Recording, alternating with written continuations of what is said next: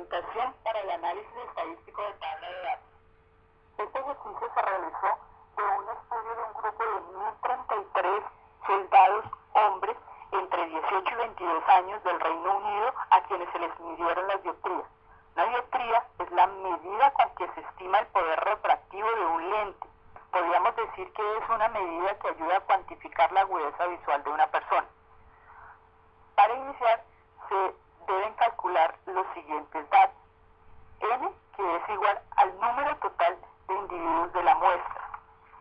K, que se calcula con la tabla de Sturger, que es 1 más 3,322 logaritmo de 10 a la n.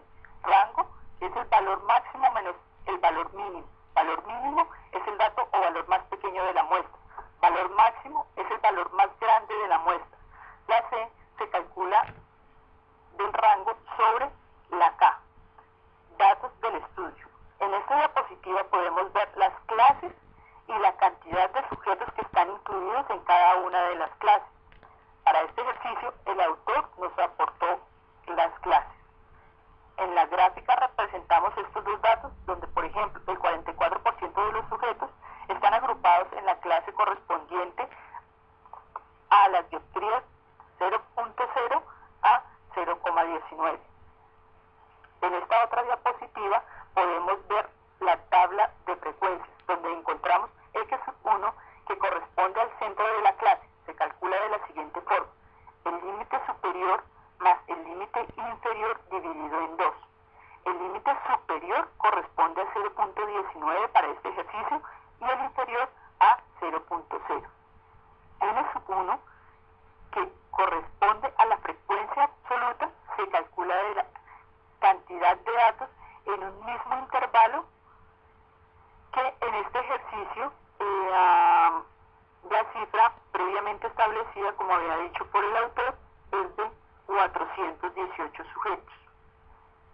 N1 mayúscula corresponde a la frecuencia absoluta acumulada, que es el resultado de la suma parcial o acumulativa de los valores de la frecuencia absoluta. Es decir, el primer dato de la frecuencia absoluta es el primer dato de la frecuencia absoluta acumulada. El segundo dato corresponde a la primera dato más el segundo y así sucesivamente. Si vemos, el primer valor es igual en ambas frecuencias, pero el segundo valor es la suma del primero más el segundo de la frecuencia absoluta. El tercero es la suma del segundo de la frecuencia acumulada y el tercero de la frecuencia absoluta y así sucesivamente.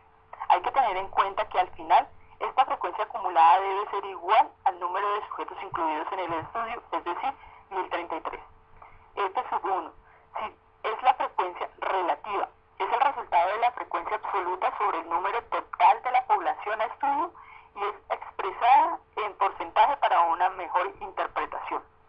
F1 mayúsculo es la frecuencia relativa acumulada y es el resultado de sumar el primer valor de la frecuencia relativa más el segundo valor, es decir, 44% más 26% que da 70% y así sucesivamente. Para inferir que los cálculos están correctos, la frecuencia relativa debe sumar al final 100%, ya que es el porcentaje acumulado de los sujetos del estudio. Gráficos de frecuencia.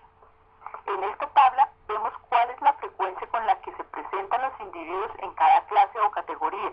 Aquí, por ejemplo, la gran mayoría de sujetos tenían dioptrías entre 0.0 y 0,19 y correspondían a 418 sujetos. Mientras los que tenían una menor frecuencia eran los que tenían dioptrías entre 5.1 a 6.0, solo 2 sujetos del estudio. Con estos datos también se pueden calcular otras variables: la media, mediana, cuatril, varianza y desviación estándar. La media o promedio, la mediana y los cuatriles o percentiles son medidas de posición, mientras que la varianza y desviación estándar son medidas de dispersión. La media se determina sumando todos los sujetos o valores del estudio y dividiéndolo por el número de datos. La mediana es la posición que ocupa el centro de los datos previamente ordenados de menor a mayor. Cuatril o percentil es la proporción mayor que está antes que el valor señalado. Varianza nos permite identificar la diferencia promedio que hay entre cada uno de los valores con respecto a su punto central. Y desviación estándar nos permite determinar el promedio aritmético de fluctuación de los datos respecto a su punto central o medio.